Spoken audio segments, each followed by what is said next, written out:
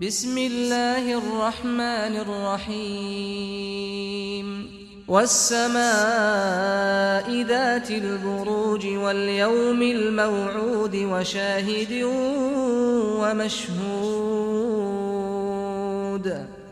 قتل أصحاب الأخدود النار ذات الوقود إذ هم عليها قعود وهم على ما يفعلون بالمؤمنين شهود وما نقموا منهم إلا أن يؤمنوا بالله العزيز الحميد الذي له ملك السماوات والأرض والله على كل شيء شهيد إن الذين فتنوا المؤمنين والمؤمنات ثم لم يتوبوا فلهم عذاب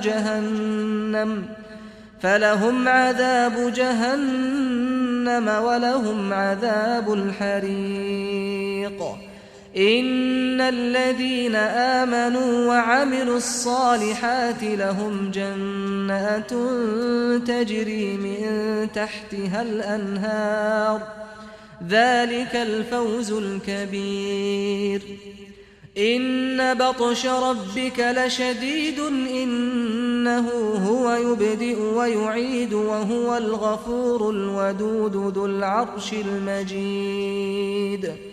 ذو العرش المجيد فعال لما يريد هل أتاك حديث الجنود فرعون وثمود بل الذين كفروا في تكذيب والله من ورائهم محيط بل هو قرآن مجيد في لوح محفوظ. بسم الله الرحمن الرحيم الحمد لله رب العالمين والصلاة والسلام على أشرف المرسلين سيد الأولين والآخرين سيدنا وحبيبنا وشفيعنا ونبينا ومولانا محمد وعلى آله وصحبه أجمعين ورضي الله تبارك وتعالى عن قطب العارفين وإمام الصديقين مولانا أبي العباس أحمد بن محمد التجاني وخلفائه المهتدين وأهل طريقة الفائزين الرابحين أما بعد. Donc après avoir formulé les louanges à Allah subhanahu wa ta'ala, adressé les prières et salutations sur notre prophète Sayyidina Muhammad sallallahu alayhi wa sallam, donc nous allons parler aujourd'hui Inch'Allah ta'ala de la sourate Al-Buruj, donc ce qui s'appelle les constellations. Donc Al-Buruj, ça signifie les constellations. Inch'Allah ta'ala, on va en parler. C'est donc la sourate numéro 85. Et donc, et comporte 22 versets. Donc, vous voyez que 22, ça renvoie au bien-aimé d'Allah, subhanahu wa ta'ala. Donc, Habib, vous voyez, le bien-aimé d'Allah, sallallahu alayhi wa sallam. Donc, qui est la forme même de cette existence, de cet univers, et qui en est l'origine. Vous voyez, et qu'Allah, subhanahu wa ta'ala, quand Allah, subhanahu wa ta'ala, a décidé de créer l'existence, il l'a créé à travers donc ce bien-aimé-là, hein, sallallahu alayhi wa sallam. Et donc, et tout ça, c'est à travers le 85, c'est Bil Hamd. Donc, à travers les louanges, c'est Bil Hamd. Vous voyez? Donc, c'est à travers les louanges qu'il a créé donc cela. D'accord. Donc, on voit bien que donc c'est la sourate, cette sourate-là a cette forme-là. Donc, non seulement donc c'est le sens donc de l'existence même de cette création, et on voit bien que cette sourate a cette même tonalité, a cette même montre combien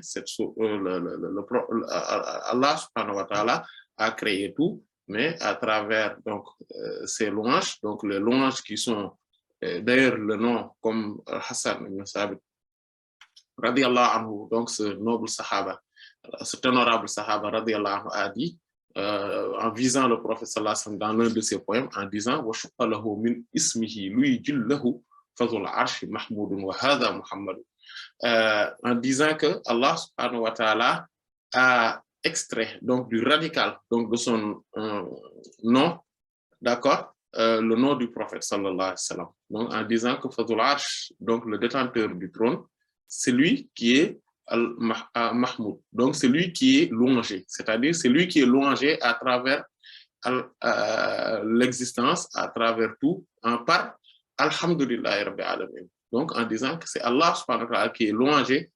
Donc quand Allah subhanahu wa ta'ala dit que tout provient de ces louanges-là, lui qui est le Seigneur des multivers, et celui-là dont je fais les héros, c'est-à-dire le prophète Mohammed sallallahu alayhi wa sallam, lui il est Muhammad.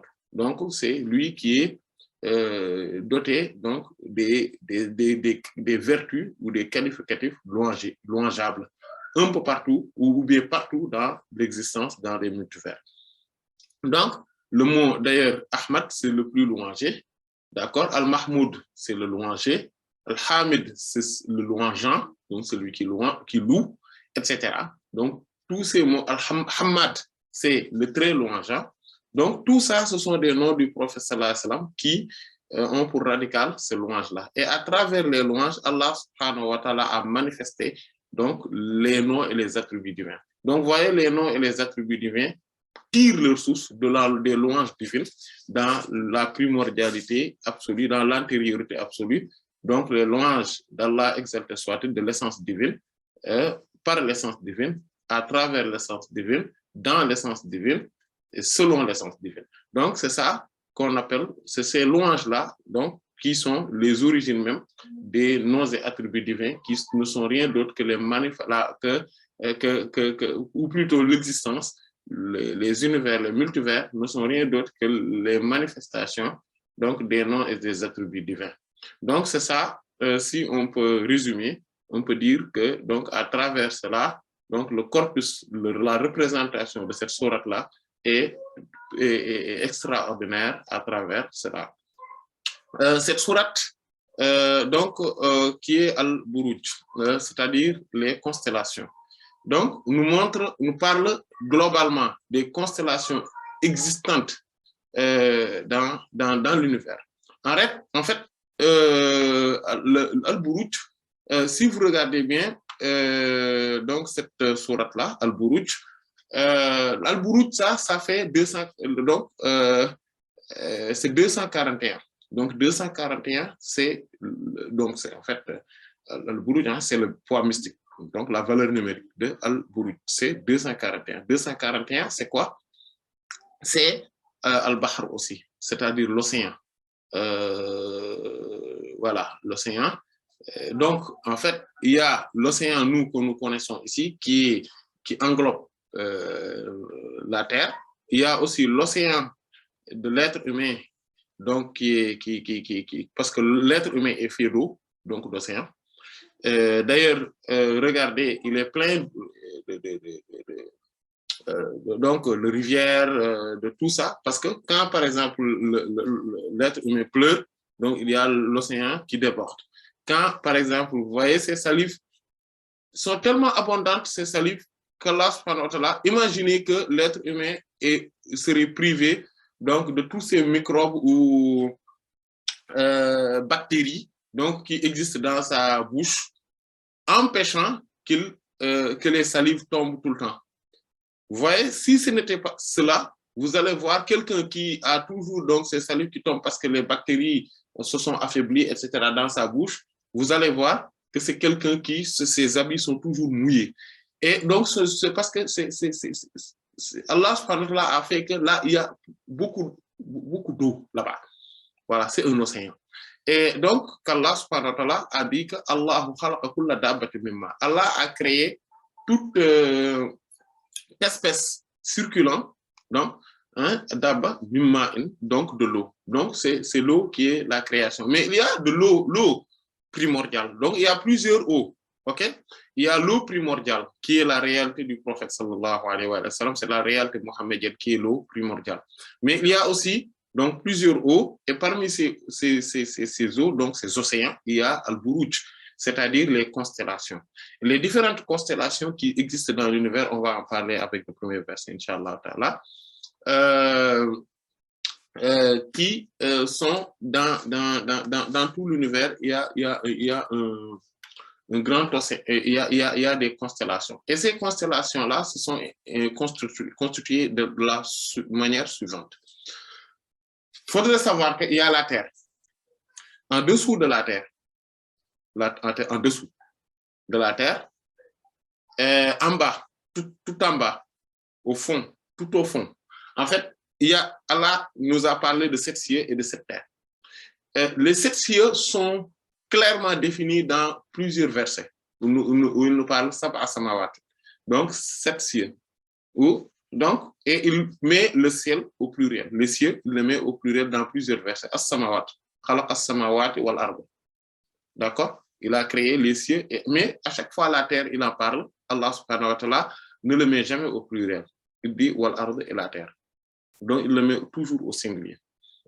Et dans le seul verset où Allah subhanahu wa ta'ala a insinué le nombre de terres, en parlant que ce sont 7, il l'a insinué, mais il a parlé également des cieux. En fait, il dit que Allahu alladhi khalaqa sab'a samawati wa min al-ardi mislahunna. Allah, c'est lui, donc c'est la sourate 65, voilà, sourate Talaq à la fin, donc où il parle du divorce. Donc à la fin, il dit que c'est Allah qui a créé, les 7 cieux. Et il dit wa min al-ardi mislahunna. Donc quand min al-ardi c'est donc quand c'est le min là, c'est pour préciser, donc bayaniya, donc il dit que donc et les terres aussi sont pareils que les cieux. Donc ce sont au nombre de 7. Mais ça peut être aussi ibtidaïya, c'est-à-dire que au min al-ardi, c'est à partir de la terre, on peut observer 7 cieux. Voilà. Donc avec les 7 couches de l'atmosphère, mais aussi comme quand il parle de Sama Izat Raja'i, donc dans les sourates voilà, Sama Izat Raja'i, vous l'avez appris, okay, dans ces sourates-là. Donc parce qu'il y a un retour, donc le retour des satellites, le retour des vents, des océans, le retour des ondes, etc. Donc il y a une forme de retour qui est créée dans les cieux, dans en tout cas les couches de l'atmosphère, etc. Donc Allah subhanahu wa ta'ala nous parle de tout ça. Et tout ça, c'est dans la terre. En fait, quand il parle, d'ailleurs, quand Allah subhanahu wa ta'ala nous parle aussi, fis samawati, il dit fis samawati dans les cieux, mais il dit ma fil ard et dans les terres. Il ne dit pas sur la terre. Allah subhanahu wa ta'ala ne nous parle jamais ou en tout cas, dans ce sens-là, il ne nous parle pas de sur la terre. Dans ce sens-là, il nous parle toujours de ce qui est dans les cieux et dans la terre. OK? Et donc, parce que nous, on est dans la terre. On n'est pas sur la terre. Non, on n'est pas au-dessus de la terre. Nous, on est sur la terre parce que c'est la planète, le globe. Et cette planète-là, donc toute l'atmosphère qui est autour de la terre fait partie de la terre. Vous voyez? Donc c'est pour cela qu'Allah subhanahu wa ta'ala nous parle toujours de dans la terre, mais il ne parle pas de sur la terre. À part quand il dit alladhina yamshuna ala al-ard, il dit wa ibadur rahman alladhina yamshuna ala al-ard hawna. À part ça, en parlant de sur la terre. Donc, c'est-à-dire les vrais serviteurs du tout miséricordieux, ce sont ceux qui marchent sur la terre. Donc, avec humilité. Donc, et là, il a utilisé le terme sur parce que ils sont spirituellement, moralement au-dessus de l'humanité, au-dessus des gens. Et donc, il parle de leur élévation spirituelle. Donc, ils sont sur la terre, donc au-dessus. Mais quant aux autres, il dit wala tamshi fil ardi marahan. Il dit par exemple wala tamshi, ne circule pas, ne marche pas fil ardi, dans la terre, marahan, en orgueil. Donc c'est parce que on est en réalité, nous, on n'est pas au-dessus de la terre, on n'est pas sur la terre, on est dans la terre. Donc, il dit ne marche pas dans la terre. Voilà. Donc, ça, c'est très important, c'est très intéressant à comprendre par rapport au jargon ou au langage coranique. OK? Il y a aussi un autre aspect, donc, ce que je voudrais dire par rapport à ça, c'est que nous, on est dans la terre. Non seulement on est dans la terre en tant que vivant, mais on sera dans la terre, à l'intérieur même, donc du sable.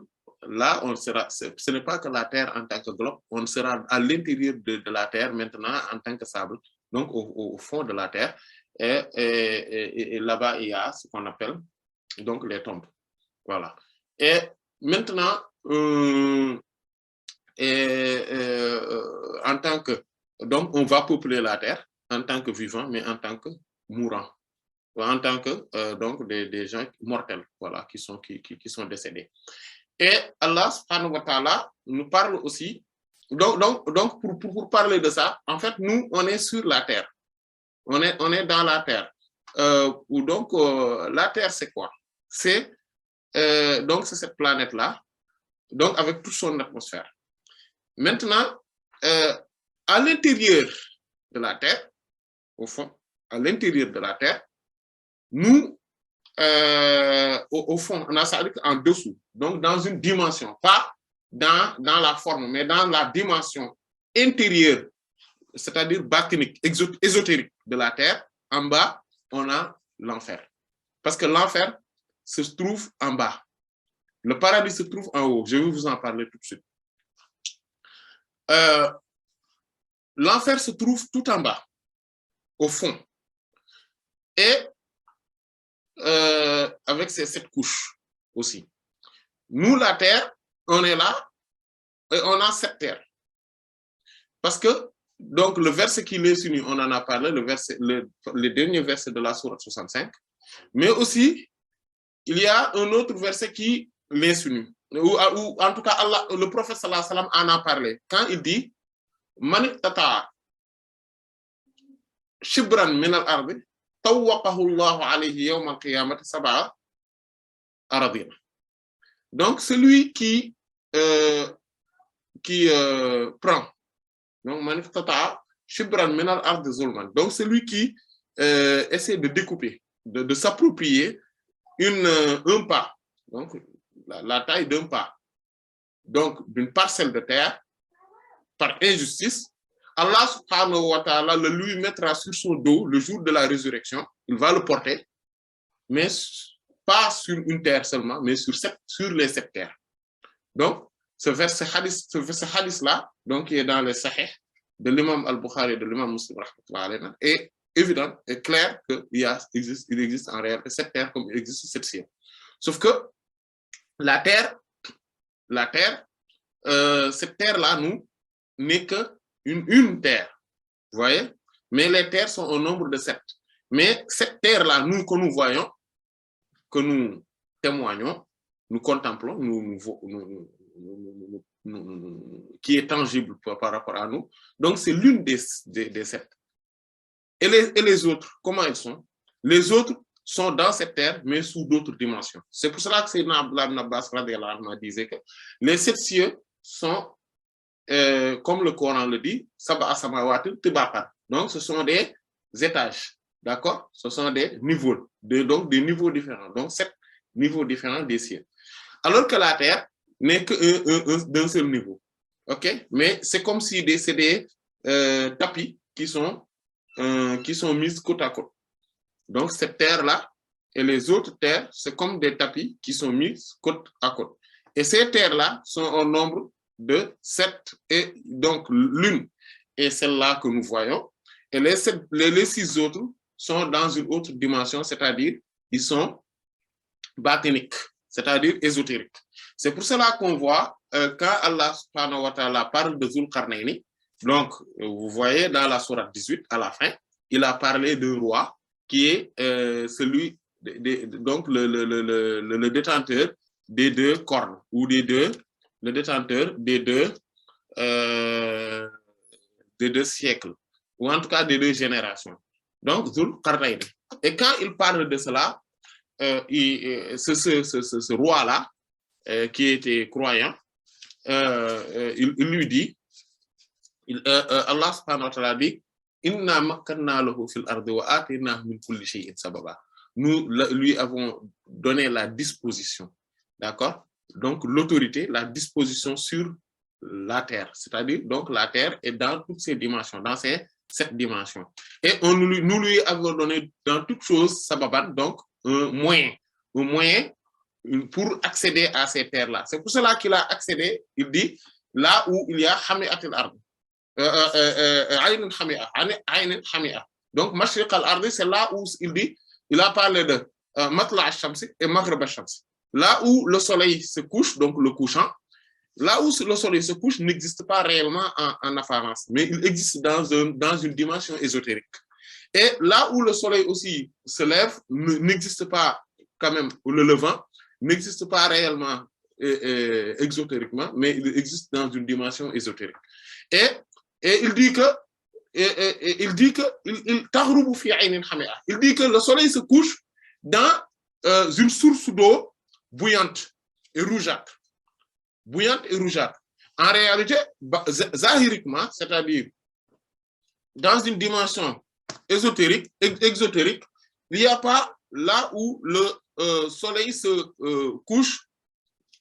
C'est comme ça. Donc, dans une dimension exotérique, il n'y a pas là où le soleil se couche réellement. Et où le soleil se couche, non seulement, mais et qu'il y ait une eau bouillante. Ça n'existe pas. Ça n'existe que dans une dimension ésotérique. Vous voyez? Mais Zulqarnaini a accès à ces dimensions ésotériques-là. Et il y a aussi le monde des djinns. Là aussi, c'est une autre terre. Donc, il y a le levant, il y a le couchant, il y a le monde des djinns qui sont sur cette terre, mais dans une autre dimension. Donc, leur terre, c'est pas pareil. Et il y a la terre de Ya'juj et Ma'juj, comme le Coran nous a parlé de la terre où sortira Ya'juj et Ma'juj, et que le prophète nous dit, sallallahu alayhi wa sallam, que chaque jour, Ya'juj et Ma'juj, un jour, c'est comme dans le hadith qui est dans le Sahih de l'imam Bukhari, le prophète sallallahu alayhi wa sallam dormait. Et il s'est réveillé brutalement en disant Allahu Akbar. Waylul lil arab min fitnatin qad iqtarab. Laqad futihat min Ya'juj li Ya'juj wa Ma'juj misla hadha. Et il a fait comme ça. Il dit que malheur aux Arabes, Allahu Akbar, malheur aux Arabes pour le mal qui s'approche.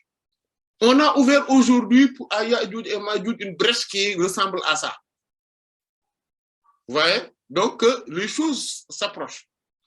Parce qu'il dit que, à chaque fois, dans le hadith qui est dans le Sahih de l'imam Muslim, il dit que Ya'juj et Ma'juj sont en train de creuser à chaque fois. Parce qu'ils étaient là, mais on les a ramenés dans une autre dimension de la terre. Donc, ils creusent tout le temps. Et à chaque fois qu'ils creusent la barrière là qui est entre nous et eux, jusqu'à ce qu'il reste juste un peu de choses pour que la brèche s'ouvre, ils disent, bon, rentrons jusqu'à demain. Et ils ne disent pas, Inch'Allah. Le prophète dit, sallallahu alayhi wa sallam, le jour où ils vont dire, Inch'Allah, ils vont pouvoir rentrer. Ils vont pouvoir maintenant ouvrir maintenant. Le lendemain, ils viennent, ils frappent, ils vont creuser et tout va s'ouvrir et ils vont pouvoir accéder à notre terre là, ici. Et le prophète dit, ce qui montre que c'est ésotérique, et ce n'est pas une dimension exotérique. Qu'est-ce qui le montre? Parce que le prophète nous dit que, sallallahu alayhi wa sallam, quand ils vont rentrer ici, mais ils sont tellement nombreux qu'ils vont remplir la terre. Toute la terre, ils vont le remplir. Il n'y aura même pas d'espace où les gens peuvent parcourir. Et personne ne peut être en face d'eux. Ils écrasent tout sur leur passage. C'est pour cela que ce sera à l'époque de Sayyidina Isa, alayhi salam, quand il aurait eu raison sur Dajjal, et donc le faux messie, après eux, ils vont monter sur une montagne, et Allah subhanahu wa ta'ala, ils vont invoquer Allah, et Allah subhanahu wa ta'ala va envoyer un vent qui va les périr, les faire périr tous. Donc vous voyez bien que ce n'est pas ces gens-là, s'ils étaient dans un coin de ce monde-là, ils auraient dû être vus et non seulement, mais ils ne peuvent pas, c'est impossible exotériquement, en tout cas, de manière apparente, qu'ils soient aussi nombreux pour remplir toute la Terre et être sur juste une petite parcelle et ils sont en train de creuser. Ce n'est même pas logique, ça. Donc, cela montre qu'ils sont dans une dimension ésotérique. Après, donc, le monde des djinns, comme je disais, à l'époque de Sayyidina Daouda, alayhi salam, vous vous rappelez, il n'y avait pas les djinns qui se mélangeaient avec les humains.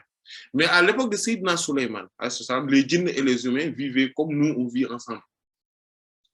Mais et ça, c'était la royauté que Sayyidina Ibrahim a eu, Sayyidina Sulayman plutôt, a eu cette forme de dimension royale que Sayyidina Sulayman a eu, alayhi salam, et que personne d'autre n'aura plus jamais. C'est pour cela que le prophète sallallahu alayhi wa sallam, dans un hadith de Sayyidina Abu Huraira qui est dans les Sahih, dit que parce que donc il dit si je n'aurais pas eu si ce n'était l'invocation de mon frère Sulayman, j'aurais attrapé le djinn là qui essayait de me distraire dans ma prière et je vais vous le montrer. Parce qu'à l'époque de Sayyidina Sulayman, on voyait les djinns. Voilà, les gens mais après, donc quand il est rappelé à Dieu, les djinns sont encore renvoyés dans leur dimension, dans leur propre terre. Et de temps en temps, ils peuvent apparaître ici, mais sous des formes. En fait, il faudrait qu'ils se métamorphosent, voilà, pour pouvoir apparaître dans notre monde. Mais sinon, ils n'habitent pas ici, eux, ils habitent dans une autre dimension sur Terre. Donc, tout ça pour dire qu'il y a des différentes terres et que ces terres-là sont ésotériques. OK? Et en bas, au fond, en bas, et tout au fond, en bas, il y a l'enfer. L'enfer. Et maintenant, au-dessus, il y a les cieux. Dans le premier ciel là, qui est ici, donc dans notre ciel, donc le ciel là qui est le plus proche, il y a la lune. Il y a la lune et il y a comme prophète, qui est là-bas, il y a Sayyidina Adam, alayhi salam. Dans le deuxième ciel, il y a la planète Mars. Et il y a là-bas Sayyidina Isa et Sayyidina Yahya, alayhi salam, qui sont les garants de ces cieux-là. Et le troisième ciel, il y a Vénus qui est là-bas. Et Sayyidina Youssouf, alayhi salam, est là-bas en tant que prophète. Et le quatrième ciel, c'est là où se trouve le soleil. C'est le ciel du soleil et c'est le centre donc, de tout le système. Donc, il y a le septième ciel. Et là-bas, il y a Sayyidina Idriss, alayhi salam. Le cinquième ciel, il y a Mercure, Mercure, la planète Mercure qui est là-bas. Et là se trouve Sayyidina Haruna, alayhi salam. Et le sixième ciel, il y a le prophète Moussa, alayhi salam, qui est là-bas. Et c'est là où se trouve Jupiter. Et le septième ciel, c'est là où se trouve Saturne. La planète Saturne, donc c'est le septième, c'est le dernier, donc de notre système solaire. C'est pour ça, mais c'est Saturne qu'on atteint la dernière parmi les planètes. Et il y a là-bas celui qui est appelé Sayyidina Ibrahim, alayhi salam, au septième ciel. De là où se trouve le Baytul Ma'mour, tout ça, la maison peuplée.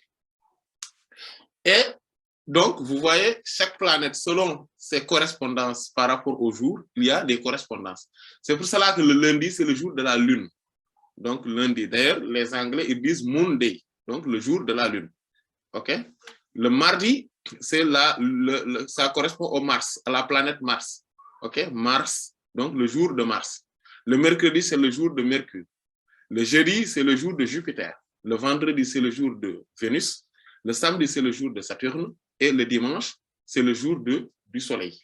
Donc, d'ailleurs, les Anglais disent Sunday, le jour du soleil. Et donc, c'est comme ça qu'il y a des correspondances comme ça par rapport au jour. Pourquoi je parle de ça? C'est pour parler des Buruj. En fait, des constellations. Pour voir comment Allah subhanahu wa ta'ala a organisé cet univers. Et c'est extraordinaire. Et vous allez voir que en haut, au-dessus maintenant, il y a donc au-dessus donc du ciel, des 7 cieux, il y a les paradis. Il y a les 8 niveaux du paradis. Et au-dessus du paradis, il y a les constellations là, Al-Buruj. C'est ces océans. Donc ces constellations là sont au nombre de 12. Et les 12 constellations, donc c'est celles qui sont voilà, connues dans la littérature, hein, qui sont connues, c'est les 12 signes zodiaques. Il y a le bélier, le taureau, les gémeaux, il y a le cancer, le lion, la vierge, la balance, le scorpion, le sagittaire, le capricorne, le verseau et les poissons. Donc, al-Hout. Voilà. Donc, ce sont ces 12-là. Donc, en arabe, c'est al-Haml. D'accord. Donc, qui est le bélier. Il y a As-Saoul, qui est le taureau. Donc, As-Saoul, le taureau. Il y a Al-Jawza'u, qui sont les gémeaux. D'accord. Il y a As-Saratan, qui est le cancer. Il y a Al-Asad, donc qui est le lion. Et après, il y a As-Sumbula, qui est la vierge. Al-Mizan, qui est la balance. Al-Aqrab, qui est le scorpion. Il y a Al-Qaws, donc qui est le sagittaire. Il y a Al-Jaddi, qui est le capricorne. Et après, il y a Ad-Dalou, donc Ad-Dalou, qui est le verseau. Et puis, il y a Al-Hout, qui est sont les poissons. Donc, ces 12-là, c'est ainsi qu'ils sont agencés. Et ça, c'est ce qu'on appelle les constellations. C'est-à-dire, ce sont des constellations les constellations, on les appelle Al-Buruj. D'accord? Ce sont les... c'est comme si c'est des palais qui sont construits. Et Allah subhanahu wa ta'ala a ainsi construit les étoiles. Donc, ces étoiles-là qui sont au-dessus, voilà, ils sont au-dessus donc de cet espace-là. C'est pour cela que nous, on a notre système qui est le système solaire, qui est le centre de tout. Mais il y a en dessous maintenant, au-dessous de tout ça, il y a les différentes constellations. Et parmi ces constellations-là, toutes ces constellations sont subdivisées en 28 sous-parties, réparties dans les 12 constellations. Et ces 28-là, ce sont ce qu'on appelle le manazil al-qamar. Vous voyez? Les mentions lunaires. C'est pour cela que la Lune, donc c'est ce qui correspond aux 28 lettres de l'alphabet. Vous vous rappelez le premier jour, quand je vous ai dit que les lettres correspondent tous à une des mentions lunaires, c'est exactement ça. Donc, ce sont les mentions lunaires. Et ces mentions lunaires-là, donc, les demeures, okay? Donc, comme le Coran a dit hein, dans la sourate Yasin, Wal qamar qaddarnahu manazil. Donc, nous lui avons assujetti, nous lui avons disposé, donc, avec un calcul bien précis, donc, des demeures, des demeures. Voilà. Et donc, pendant 28 jours, et il reste 2 jours. Dissimulé. Il se dissimule pendant 2 jours. Ce qui fait que, soit on le voit le 29e jour, et soit on le voit le 30e jour. Pour que l'autre mois revienne. Voilà. Donc, vous voyez bien que le jour de lundi, la lune, donc de la lune, et le jour du soleil, c'est le dimanche. Donc, et on voit, le dimanche, c'est le jour, donc, c'est là où se trouve Sayyidina Idriss, donc, qui est le pôle. Voilà, le centre de tout, c'est le soleil. Et la lune, vous voyez, c'est l'autre dimension, donc, qui est un astre de la Terre, en fait, qui est un satellite de la Terre, la lune. Vous voyez? Et donc, vous voyez, donc, entre le soleil et la lune, donc, ce sont les 2 astres qui sont les 2 astres principaux, hein, donc, de ce système. Et vous voyez, l'un est le jour du dimanche, l'astre du dimanche, et l'autre est l'astre du lundi. Donc, le premier ciel et le 4e ciel. Vous voyez pourquoi le prophète, sallallahu alayhi wa sallam, donc, naquit ce moment-là. Il naquit le moment, donc, la fin du dimanche et le début du lundi. Vous voyez, c'est comme s'il y a donc les 2 dimensions donc de la lune donc et du soleil. Et Allah subhanahu wa ta'ala aussi a parlé du prophète sallallahu alayhi wa sallam en parlant donc en lui donnant ces attributs-là. Quand il dit ayyuhan nabi inna arsalnaka shahidan wa mubashiran wa nadhira, on le verra dans wa shahidin wa mashhud. Nous t'avons envoyé comme étant shahid, donc un témoin, shahidan wa mubashiran, et en tant qu'annonciateur de bonnes nouvelles, wa nadhiran, et en tant que avertisseur. Wa da'iyan ila Allah bi'izni est donc un prédicateur vers Allah par son autorisation, sa permission. Il dit wa sirajan muniran. Il lui a dit et une lampe éclatante. Et pourtant, Al-Munir, celui qui éclaire, c'est Allah subhanahu wa ta'ala dans l'autre sourate, c'est-à-dire la sourate Al-Furqan, le discernement, 24, il dit, non, 23 plutôt, il dit que le soleil, il dit wa qamaran muniran, que c'est le soleil, c'est la lune qui éclaire, qui est éclairant. D'accord? La lune éclairante. Et il dit ici, sirajan, il dit, sirajan wa hajan. Il parlait du soleil quand il dit sirajan wa hajan. Et il a regroupé ces deux caractéristiques-là en la personne du professeur en parlant de la lampe qui est siraj, et donc qui est le soleil en soi, et l'attribut de la lune en disant que ce n'est pas un siraj wahad, c'est-à-dire qui a de la chaleur, etc. Mais la lampe là éclaire, mais avec pas de chaleur. Vous voyez? Le soleil éclaire, c'est une lampe, mais avec de la chaleur. La lune éclaire, mais ce n'est pas une lampe.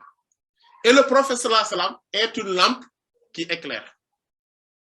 Vous voyez? Il dit sirajan muniran. Et donc, il adosse les deux attributs du soleil et de la lune, mais les deux attributs les plus manifestes, les plus sublimes. Vous voyez? Et donc, il naquit donc, la nuit du dimanche au lundi. Et donc, le travail a commencé, donc de sa maman a commencé le dimanche, la nuit, et il naquit au Fajr. Au moment même où il y avait Jupiter qui apparaissait. C'est en ce moment-là.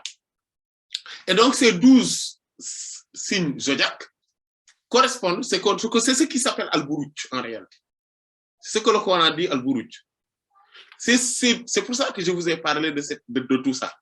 Et ces 12 signes zodiaques, si vous les voyez, ces 12 signes zodiaques correspondent également, parce qu'à chaque moment, par rapport à la situation du soleil et de la lune, correspondent aux 12 heures, de la journée et de la nuit. Il y a 24 heures. Donc, il y a 12 heures là. Je ne parle pas de l'horaire avec, comment ça s'appelle, de l'horloge. Hein? Je parle Sa'at Falakiya, c'est-à-dire les horaires astronomiques. Je parle des horaires astronomiques. C'est-à-dire que chaque journée, si on prend le moment du lever du soleil et le moment du coucher du soleil, on le divise par 12, on a toujours des moments qui apparaissent dans la journée. Chaque moment, c'est une heure. Et précise, c'est géographique, astronomique. C'est clair. Voilà. Par exemple, à la 6e heure, après le lever du soleil, on a toujours le soleil qui est au zénith. À la 12e heure, on a le soleil qui se couche. Voilà, toujours. C'est pour cela que l'heure du Asr, c'est comme ça qu'on le calcule, et l'heure du Zuhr, par rapport aux horaires astronomiques. C'est comme ça qu'on les calcule. C'est-à-dire que quand on prend le lever du soleil, ça, la météo peut le renseigner. Le lever du soleil, le coucher du soleil, on prend ces deux moments-là, on les divise par 2, on aura le moment où, si on rajoute, c'est le zénith, on rajoute à peu près 3 ou 5 minutes, on a l'heure parfaite du Zuhr. Quand on prend l'heure du zénith et l'heure du coucher du soleil, on le divise par 2, donc c'est-à-dire que quand on a le lever du soleil, le coucher du soleil, on le divise par 2, on a l'heure du zénith, et c'est là, quand on le divise par 2, on a l'heure du Asr. Le moment du Asr. C'est toujours comme ça. C'est des signes astronomiques, des signes géographiques. Voilà. Et après le coucher du soleil, après, il y a, donc à peu près à la 2e heure, à peu près, 2 heures après, 2 heures astronomiques, à peu près, après, on a le Isha. C'est-à-dire, en fait, c'est la disparition des lieux rougeâtres. Le Fajr, c'est à peu près 2 heures ou 2 heures et demie astronomiques, hein? 2 heures et demie astronomiques avant le lever du soleil. On a le Fajr. Et ainsi de suite. Donc, c'est des choses qu'on peut calculer, hein, qui sont très nettes et qui sont des calculs très précis, comme le Coran l'a dit, que tout ça, ils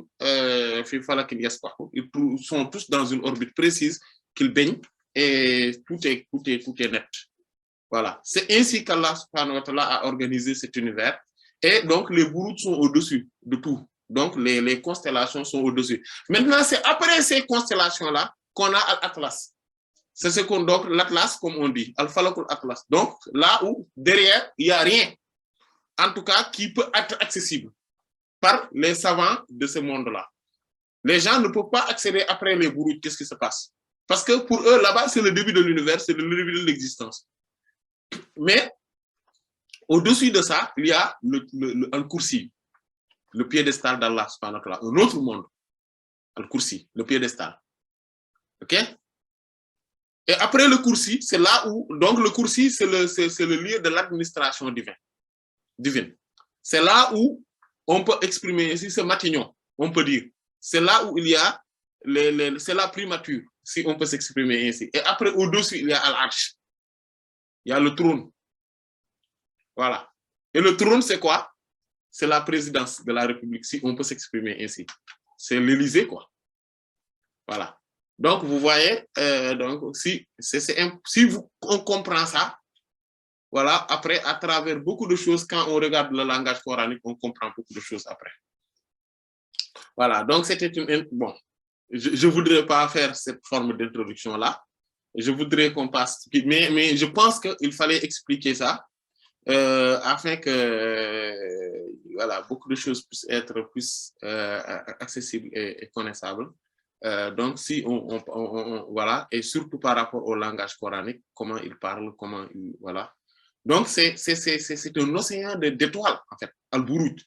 Ce sont des constellations, mais ce sont des océans d'étoiles. C'est des milliards et des milliards et des milliards d'étoiles qui constituent ces constellations-là. Vous voyez? Voilà. Donc, on va s'arrêter là, Inch'Allah. Allah en sait davantage. Si vous n'en avez pas de questions, bien sûr. Allah ta'ala alam wa sallallahu ala sayyidina Muhammadin wa ala alihi wa sahbihi ajma'in. Subhana rabbika rabbil izzati amma yasifun wa salamun ala al-mursalin walhamdulillahi rabbil alamin.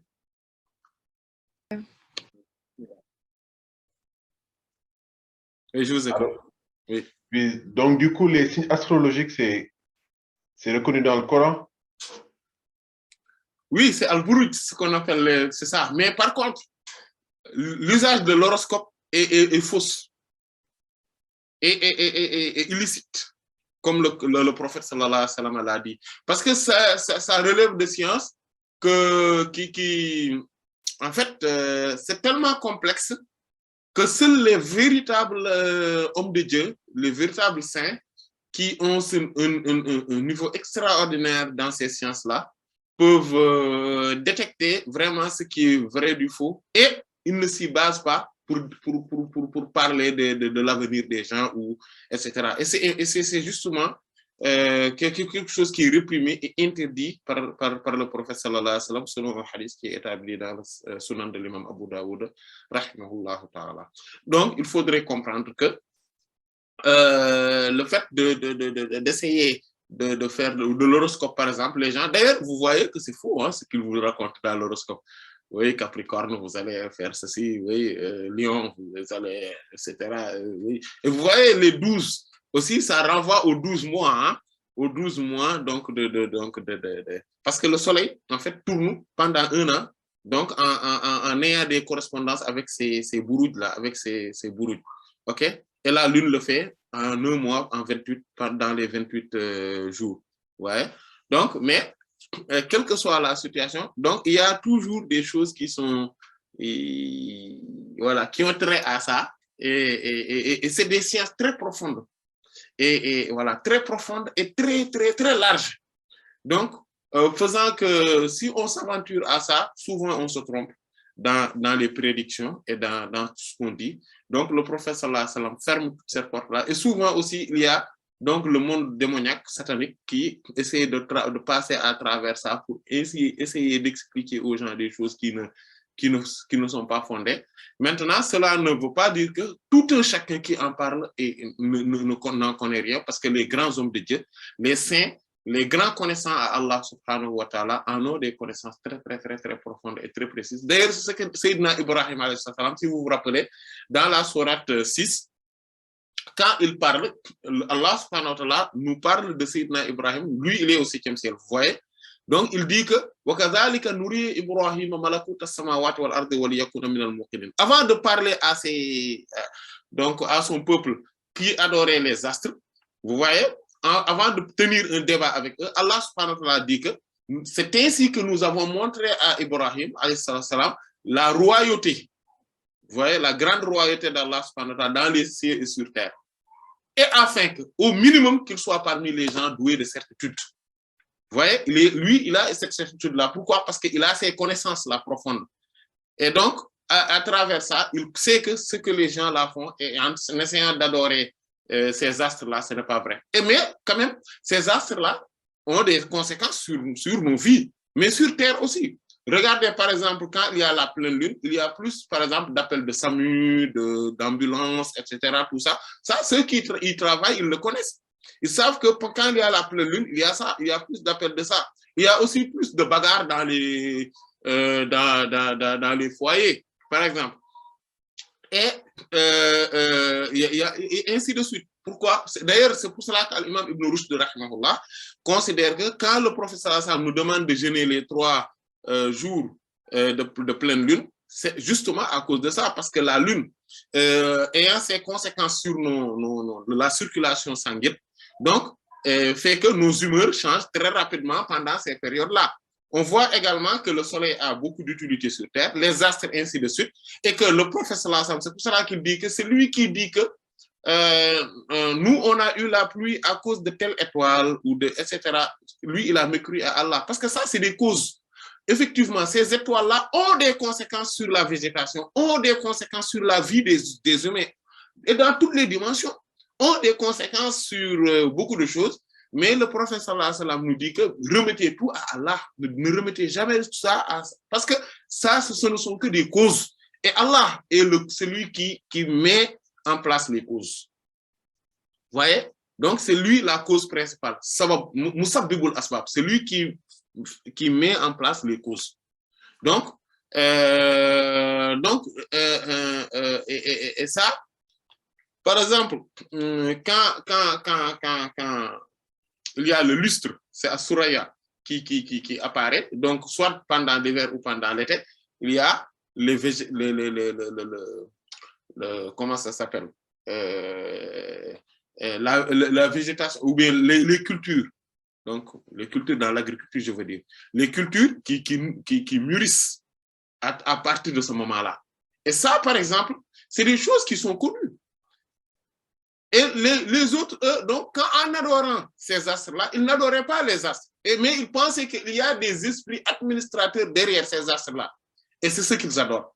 Par exemple, c'est comme quand on va au Sénégal, par exemple, certains adorent des fleuves, ou donc ceux qui habitent au bord de la mer, ils mettent par exemple, du lait, etc. Ils font des sacrifices pas pour le fleuve, pas pour l'océan, mais pour des esprits qu'ils considèrent qu'ils sont dedans et dont leur satisfaction ou leur mécontentement va avoir des conséquences dans nos vies après. Donc, c'est exactement ça. Voilà. Et ils disent que oui, attention, il faut faire ces sacrifices-là, sinon ils disent rap.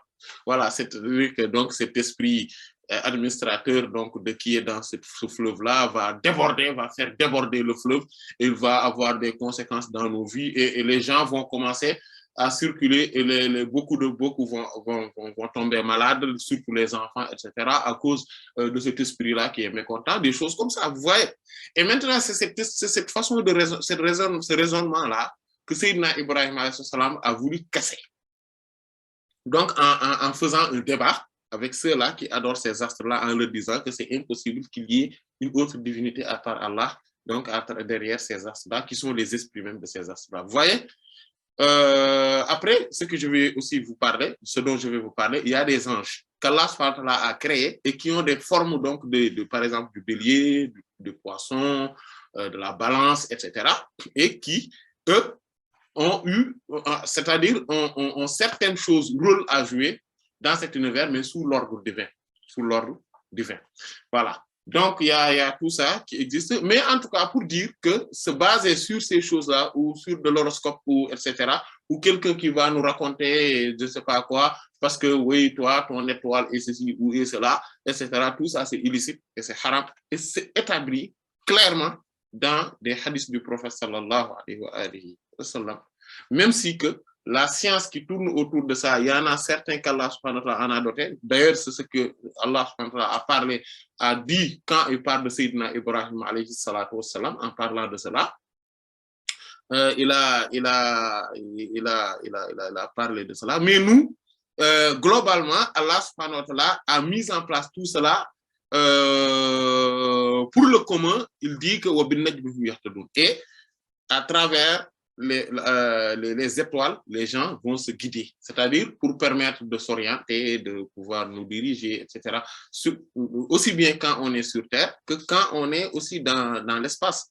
On pourrait se situer à travers, et donc on pourrait se guider à travers, s'orienter plutôt à travers donc ces étoiles-là. Donc tout ça, surtout ceux qui sont en mer, etc. Voilà, ils s'orientent. Bon, maintenant, il y a les boussoles, il y a beaucoup d'appareils, etc. Les gens ne connaissent plus ça. Mais avant, les gens s'orientaient à travers la position des étoiles, la position des constellations, etc. Vous voyez? Et maintenant, quand on vient dans le monde ésotérique, il y a aussi ce que je viens de vous dire par rapport aux événements qui se passent sur Terre. Il y a toujours des conséquences, mais liées à ces étoiles-là. Et puis, il faut retenir aussi autre chose, c'est que ces étoiles-là, comment nous, on les voit aujourd'hui, ils ne sont pas là, comme ça maintenant là. Ça, c'est depuis parfois des milliards d'années ou des milliers d'années, etc. Vous voyez, ou des millions d'années ou des milliards d'années, qu'ils étaient comme ça, nous, comme on les voit. Comme on les voit là aujourd'hui, certains se sont éteints, certains apparaissent, etc. Vous voyez?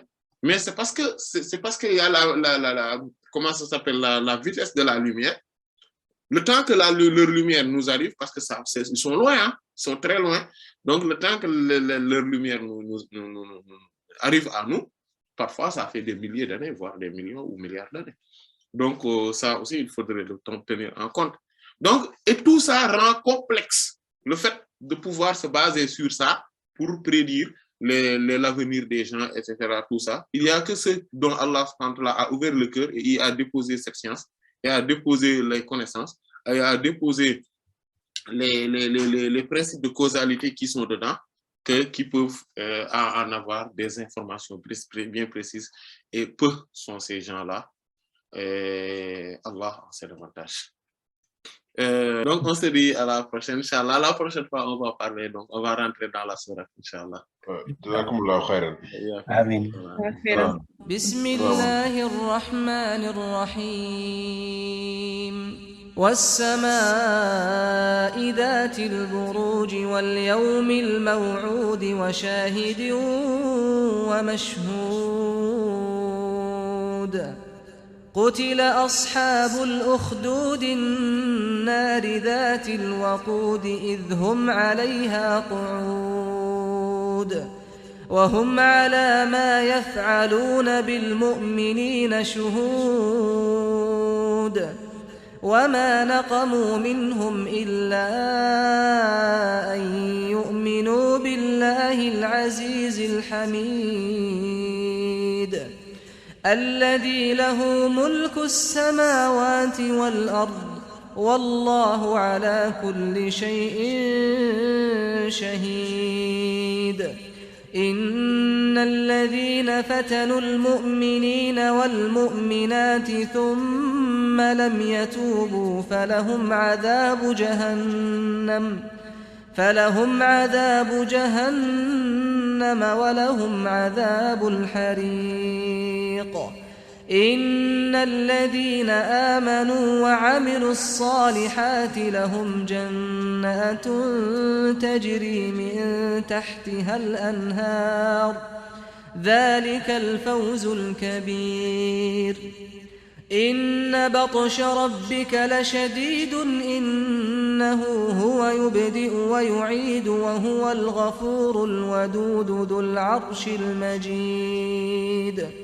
ذو العرش المجيد فعال لما يريد هل أتاك حديث الجنود فرعون وثمود بل الذين كفروا في تكذيب والله من ورائهم محيط بل هو قرآن مجيد في لوح محفوظ